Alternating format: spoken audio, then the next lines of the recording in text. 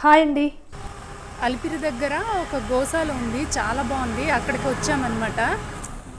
ఒకసారి చూపిస్తాను చూడండి. ఇది గోశాల చాలా బాగుంది. అలిపిరి మెట్లు మార్గం పక్కనే ఉందన్నమాట. చాలా ఓపెన్ ఏరియా కూడా చాలా బాగుంది. కూర్చొని కాసేపు ఉండడానికి కూడా బాగుందన్నమాట. ఒక పార్కులా ఉంది, చాలా అందంగా ఉంది.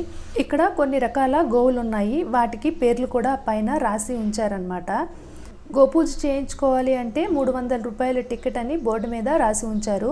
మేమైతే చేయించలేదులేండి, మామూలుగా చూడడానికనే వెళ్ళాము.